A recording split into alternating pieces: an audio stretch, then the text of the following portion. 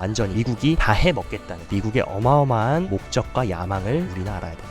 네, 여러분 반갑습니다. 비트캐쳐입니다. 현재 지금 우리의 위치가 어디까지 왔느냐라고 여쭤보신다면 우리는 이미 8부 능선을 넘어서 9부 능선을 향해 가고 있다. 쉽게 사진으로 위치를 설명을 드리자면 우리는 지금 엄청난 골짜기부터 화염길, 철조망을 뚫고 거미줄을 지나서 가시밭길을 지나서 상어를 피해서 이 문을 맞닥뜨렸는데 지금 문까지 열고 우리는 이 돌담 바로 앞에 있습니다. 이제 이 돌담만 넘어간다면 우리가 그토록 기다리고 기다렸던 비트코인 반감기와 함께 다음 상승 사이클에 도달할 수 있다. 아마 여기까지 오는데 제가 봤을 때 개인분들 중에 95%는 다 포기하고 떠나갔습니다. 여러분이 살아남은 이 시기가 소수 5%만 살아남은 시기다. 근데 여러분들이 여기서 명심하셔야 될 거, 남은 이제 13%를 채우는 동안 이 5%에서도 절반 이상은 떨어져 나갈 겁니다. 다른 분들은 몰라도 적어도 저희 캐쳐 구독자님들만큼은 이미 9부 능선까지 온 마당에 끝까지 버텨내셔가지고 내년, 내후년 대상승 사이클 저와 함께 가셨으면 좋겠다. 그리고 반감기가 왜 중요하냐라고 여쭤보신다면 반감기는 쉽게 말해서 비트코인의 공급량이 4년마다 반토막으로 줄어들고 또 반토막으로 줄어든다. 그러면 내년에 지금 이 몇 개 없는 것도 반토막으로 줄어든다면 어떻게 되겠습니까? 수요와 공급에 따라서 가격은 어떻게 책정이 됩니까? 공급은 없는데 수요가 많다. 그러면 가격은 상승한다. 근데 이런 식으로 공급량이 내년에 또 한 번 절반으로 줄어드는데 비트코인을 사겠다고 줄 서고 있는 사람들이 누굽니까?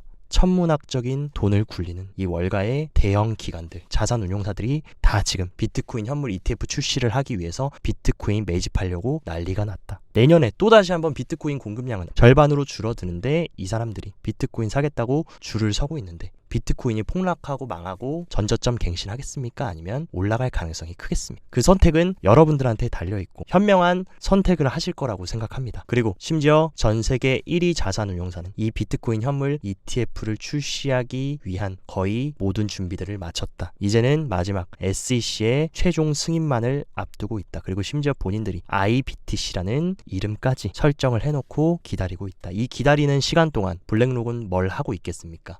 호시탐탐 얼마 남지도 않은 개미들 주머니 속에 있는 비트코인 계속해서 뺏어가려고 노리고 있다. 절대 뺏기면 안 된다라는 거 제가 항상 강조드리고 지금 세계 최대의 경제 언론사인 블룸버그조차 1월 10일 날 비트코인 현물 ETF가 승인될 확률이 자그마치 90%, 세계 최대의 가장 공신력 있는 언론사조차 90% 확률로 승인을 점치고 있다. 그리고 1월 10일은 어떤 날입니까? 바로 아크 인베스트의 최종 데드라인. 근데 이 최종 데드라인에 맞춰서 SEC가 발표하냐? 그게 아니다. 충분히 더 땡겨서 미리 발표할 수도 있다. 그렇다면 우리에게 주어진 시간은 얼마입니까? 해봐야 이제 2달 남짓밖에 안 남았습니다. 이 2달을 어떻게 구축하고 형성하느냐에 따라 아마 내년, 내후년에 여러분들의 자산 클래스가 결정될 거라는 거 항상 명심하셔야 되고 지금 게리 겐슬러 뭐라고 하고 있습니까? 비트코인 현물 ETF 질문에 직원들 일이다. 이런 식으로 모른 척하고 있다. 비트코인 현물 ETF 관련 규제 기간에 다음 단계에 대해 묻는 질문에 직원들의 일이다. 그러면 직원들은 현재 어떻게 생각을 할까? 이 부분을 알아보자면 SEC의 위원장은 게리 겐슬러고 SEC의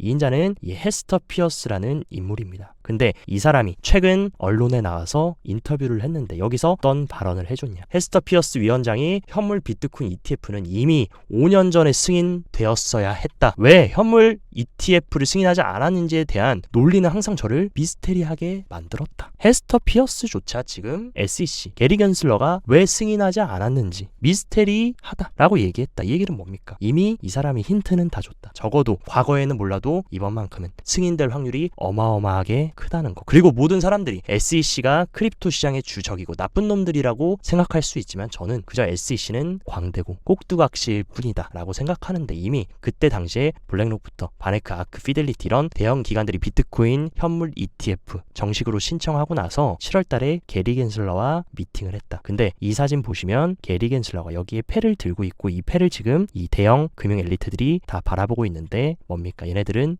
다 강아지들이다. 결국에 얘네들은 한통속입니다. 이미 겐슬러가 다 답안지 주면서 언제 어떤 시나리오로 승인될 거고 어떻게 개미를 털 거며 언제 최종적으로 승인될 건지 이미 이들은 다 알고 있다. 그렇기 때문에 우리는 게리 겐슬러를 욕하고 나쁜 놈이다, 망할 놈이다 할 게 아니라 이미 다 짜고 치는 고스톱을 했다. 그렇기 때문에 절대로 이제 얼마 안 남은 2달 남짓 기간 동안 예기치 못한 뒤통수가 있을 수 있는데 그 뒤통수 절대 맞지 마시고 계속 구축해 나가셔야 된다. 그리고 이런 대형 기관들이 일제히 감시 공유 계약 파트너로 설정한 코인베이스 CEO는 그때 당시에 대형 기관들이 현물 ETF 신청하고 나서 민주당 의원들과 암호화폐 입법 의견까지 교환했다. 이미 얘네들은 미국 정부 그리고 월가 금융기관 코인베이스 이미 다 얘기가 됐고 짝짝꿍이 됐다. 지금 그들이 짜놓은 시나리오대로 이행을 하고 있는 것일 뿐. 근데 그 이행 연극 속에서 우리가 일일비하면서 또 개미를 털면서 헐값에 던지게 만들 때 거기 휩쓸려 가야겠습니까? 아니면 배 힘 꽉 주고 구축해 나가야겠습니까? 여러분이 어떻게 해야 될지 더 잘 아실 거다. 그리고 코인베이스는 유럽 시장까지 확장을 하기 위해서 미카법으로 EU 허브로 아일랜드를 선택했다. 근데 이게 왜 시사하는 바가 큽니까? 암호화폐 거래소는 EU 전역에서 운영할 수 있는 권리를 부여하는 미카 라이센스를 신청할 예정이다. 지금 아일랜드에서 정식으로 EU 허브를 선택하고 코인베이스가 전 세계로 확장성을 가져가려는 모습 뭡니까? 블랙록이 현물 ETF 출시하고 월가 기관들이 줄줄이 현물 ETF 출시하면서 ETF로 시장 패권 가져옴과 동시에 크립토 거래소도 지금 서방으로 확장성 가져가서 완전히 미국이 다 해먹겠다는 미국의 어마어마한 목적과 야망을 우리는 알아야 된다. 그리고 이번에 비트코인 현물 ETF를 신청한 세계 3위 자산운용사 피델리티까지 사업을 지금 유럽으로 확장할 계획을 세우고 있다. 그리고 이 피델리티의 CEO 아비게일 존스는 어마어마한 비트코이너다. 세계 3위 자산운용사까지 비트코인의 엄청난 확장성을 가져가려고 하고 적극적으로 추진하는 모습을 봤을 때 우리가 비트코인을 팔아야 될 이유보다는 사야 될 이유가 훨씬 더 많다. 그리고 미국 반대편에 있는 중국 죽이기는 계속되고 있다. 세계 1위 거래소인 중국발 거래소 바이낸스의 스테이블 코인이었던 BUSD의 시가총액은 최고치 대비해서 90% 감소했다. 왜 이렇게 감소했습니까? 미국이 본격적으로 BUSD 제재했고 팍소스에서 BUSD 발행 못 시키게 미국이 막으니까 완전히 죽어버렸다. 그렇기 때문에 이 미국이라는 나라가 얼마나 무서운 나라인지 본인들이 원하는 게 있고 가져야 될 게 있을 때 어떻게 그것을 쟁취하는지 보여줬다고 보고 있고 또한 최근에 바이낸스 영국 책임자는 규제 압박으로 인해서 이런 식으로 퇴사했다. 유럽에 있는 바이낸스 책임자들이 줄줄이 퇴사하고 있고 심지어 영국 금융감독청은 바이낸스 현지 파트너를 다 차단하고 221개 기업을 경고 명록에 추가하고 불법 암호화폐 위험 경고에 나섰다. 지금 미국과 서방이 손잡고 바이낸스 죽이기를 가속화하고 있고 이와 동시에 뭡니까? 미국발 거래소 확장과 스테이블 코인 그리고 비트코인 현물 ETF 출시까지 해서 완전히 이 암호화폐 시장 패권을 확실하게 미국으로 가져오려는 이런 큰 그림을 우리가 안다라고 하면 크고 작은 이슈나 악재들이 흔들리지 않고 구축해 나갈 수 있다. 그리고 또 엄청난 코어 기사가 나왔는데 세계은행이 유로클리어에서 블록체인 기반 디지털 증권을 발행한다. 이제 정식 세계 금융기구들까지 정식으로 크립토를 채택하고 수용하는 모습. 이 세계은행 월드뱅크 그룹은 어떤 그룹입니까? 세계에서 가장 크고 잘 알려진 개발은행이자 UN 개발그룹의 옵저버다. 여기서 이미 게임은 끝났다라는 거. 그리고 또 엄청나게 고무적인 소식이 전해졌는데 독일 최대 은행인 도이치뱅크와 영국 최대 은행인 스탠다드 차타드 은행이 지금 어떤 실험하고 있냐? 바로 스테이블 코인 전송 테스트를 하고 있다. 이 얘기는 뭡니까? 향후에 우리가 스테이블 코인을 은행에 예치시키면 전통 금융기관에서 그 스테이블 코인을 예치해서 이자를 받을 수도 있고 이 스테이블 코인을 달러처럼 쓰면서 실제 결제에도 활용할 수 있는 이런 것들을 지금 전 세계 대형 전통 은행들이 구축을 해 나가고 있다. 그렇기 때문에 지금 이 향후 미래가 이 블록체인 기술, 이 크립토와 스테이블 코인 결제 시스템이 얼마나 큰 변화를 이루게 될지 명목화폐 시스템에서 디지털화로 바뀌는 그 굉장히 중요한 변곡점에 우리는 와 있다. 그렇기 때문에 우리가 이 크립토에 투자를 해야 되고 이 시장을 공부하고 이 블록체인 기술이 향후에 얼마나 큰 시장의 산업에 큰 역할을 차지할지 그 부분에 대해서 여러분들이 본질적인 근본적인 이유들에 대해서 여러분들이 명심하고 계셔야 된다. 또한 미국의 1위 은행인 JP 모건조차 오닉스라는 플랫폼을 이미 옛날부터 구축을 했습니다. 근데 재밌는 게 사이트만 들어가 봐도 JP모건의 오닉스 은행의 미래를 변화시킵니다. 과거에 비트코인은 쓰레기고 사기다 라고 했던 애들이 지금 최전방에 서가지고 이 블록체인 기술이 미래를 변화시킬 거다 하면서 뭐라고 대놓고 얘기하고 있습니까? JP모건의 오닉스는 금융서비스 산업의 주요 변화를 주도하고 있고 우리는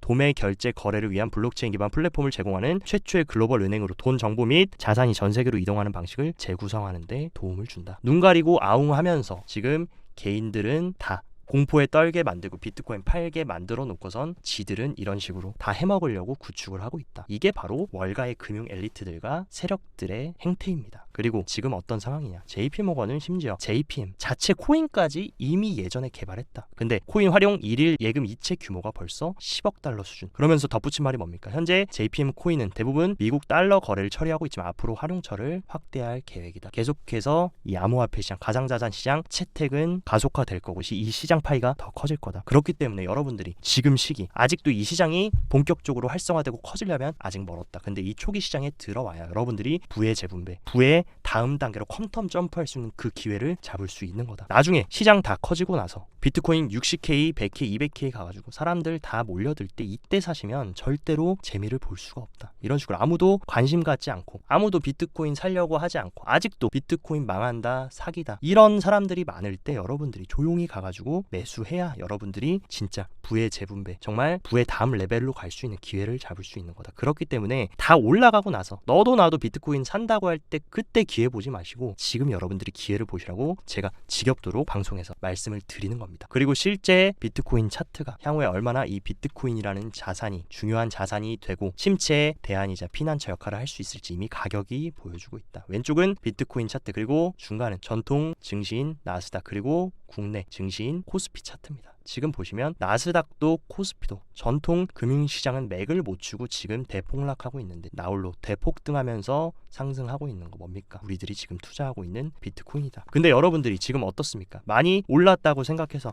캐처님 내려가면서 할게요. 저는 25K 내려가면서 할게요. 20K 가면서 할게요. 그러셨던 분들 다 어떻게 됐습니까? 지금 기회도 안 주고 올라가 버렸다. 제가 항상 말씀드리는 게 여러분들이 비트코인에 모든 자금을 몰빵하고 한 번에 사라는 게 아닙니다. 제가 말씀드렸던 내년 반감기까지 대략적으로 이제 6개월 남았는데 6개월 동안 분할 매수해서 모아가지고 그러면 어떻게 됩니까? 여러분들이 아무것도 안 하고 관망만 하고 비트코인 내려가면서 할게요, 내려가면서 할게요, 이런 분들은 지금 이 상승분 다 놓치게 된 겁니다. 근데 분할 매수로 조금이라도 사놓으셨던 분들은 이런 식으로 이미 수익 보고 있고, 만약에 재차 떨어진다라고 해도 어차피 우리의 목적은 비트코인 지금 35K, 37K에서 5%, 6% 먹고 팔 계획이 아니다. 2배를 먹을 거냐, 3배를 먹을 거냐, 그 목적을 갖고 우리가 투자를 하기 때문에 빠져주면 오히려 더 저렴하게, 더 싸게 많은 수량을 모을 수 있는 그런 기회가 될 수 있다. 근데 아무것도 안 하시는 분들은 이 상승분도 먹지 못하고, 만약에 본인들이 원하는 25K, 20K까지 만약에 눌러준다라고 해도 여러분들이 과연 용기를 낼 수 있을까? 그러니까 이런 어리석은 판단은 적어도 저희 캐쳐 구독자님들만큼은 하지 않으셨으면 좋겠고, 지금부터 시나리오 잘 세워서 구축해 나가셨으면 좋겠습니다. 그리고 또한 비트코인이 향후에 전통 증시와 계속해서 디커플링 되면서 비트코인이 강세를 보여줄 수밖에 없는 이유, 그 이유에 대해서 말씀드리면 현재 이 차트 같은 경우는 장단기 금리 차이를 보여주는 차트다. 보통 장단기 금리가 최대로 벌어지고 나서 회복되는 시기에 이런 식으로 리세션이 발생했다. 언제나 이 회복되는 시기에 경기 침체가 왔는데 지금이 어떤 상황입니까? 장단기 금리가 피크를 찍고 회복되는 시기, 이 시기에 거진 100%의 확률로 경기 침체가 왔었다. 그렇다라고 하면 이제 이 회색 구간이 안 왔는데 이 회복이 되는 구간에 추후에 내년부터 내후년까지 경기 침체가 온다라고 했을 때 그러면 어떻게 되겠습니까? 이러하게 대조되면서 가는 모습은 더 가파르게 진행되고 전통 증시는 더 크게 폭락할 것이며, 반대로 비트코인은 침체 시기, 위기 시기에 대안이자 피난처로 더 급격하게 상승할 수밖에 없다. 그리고 현재 지금 미국의 부채 상황을 보시면 미국의 부채는 벌써 10년 동안 2배 이상 상승했다. 앞으로도 이런 식으로 미국은 계속 위기가 올 때마다 자기들 맘대로 달러 찍어내고 미국 국채 발행해서 돈 찍어낼 건데, 미국 국채가 계속해서 신뢰를 잃는다면 지금 어떤 상황입니까? 지금 가장 미국의 부채를 많이 보유하고 있었던 미국과 중국이 지금 어떤 행동을 하고 있냐, 이런 식으로 미국채 미친 듯이 내다 팔고 있다. 미국이 제일 본인들 국채 팔아먹기 좋았던 나라가 과거에 일본과 중국이었다. 근데 지금 어떤 상황입니까? 얘네들이 다 등 돌리고 지금 미국 국채 내다 팔고 있다. 그럼 얘네들 이 국채 판 돈으로 뭘 사겠습니까? 당연히 금이나 비트코인으로 갈아탈 수밖에 없다. 그렇기 때문에 지금 이런 식으로 향후의 경제 흐름조차도 비트코인에게 웃어줄 수밖에 없는 그런 상황이 펼쳐지고 있다. 그렇기 때문에 이 부분만 명심하더라도, 우리가 꼭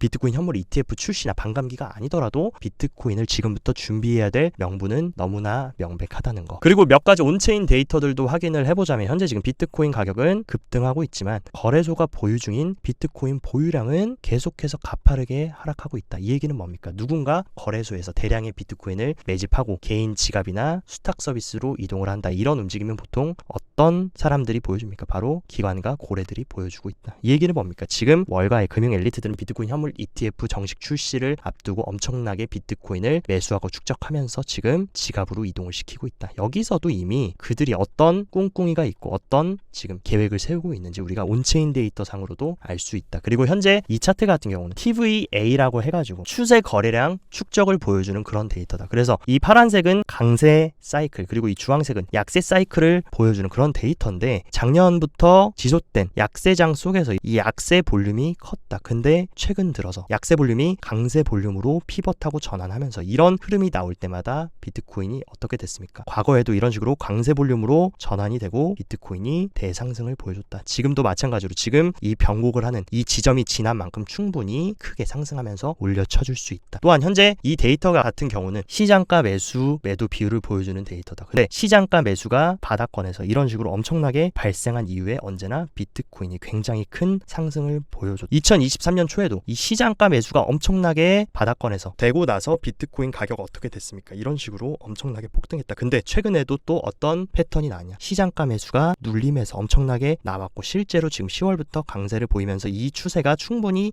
이어질 수 있다. 이런 흐름들, 전반적인 거시경제 흐름, 지정학적인 이슈로 비트코인이 떠오르면서 온체인 데이터까지, 그리고 크립토 시장 개별 호재들까지 겹겹이 비트코인에게 웃어주고 있는 그런 상황이다. 그런 시기이기 때문에 우리는 더 이상 비트코인 망한다, 사기다, 팔고 나가야 된다, 떨어지면 살게요, 이런 거보다는 대상승장이 시작되기 전까지 얼마나 내가 비트코인을 많이 모아갈 건지, 얼마나 많은 수량을 매집할 건지, 여기에 대해서 고민하는 것이 조금 더 현명한 투자 판단이 아닐까라고 개인적으로 생각을 합니다. 네, 그래서 오늘 영상도 시청 진심으로 감사드리고, 영상 도움됐다 하시면 좋아요, 구독 눌러주시고, 더 자세한 투자 전략이나 디테일한 투자 정보는 영상 하단 고정 댓글에 제가 직접 운영하는 텔레그램방 활짝 열어놨습니다. 이쪽으로 누구나 무료 입장 가능하시니까 참고하셔서 성공적인 투자 이어나가시길 바랍니다. 오늘도 시청 감사드리고 여기까지 비트캐쳐였습니다.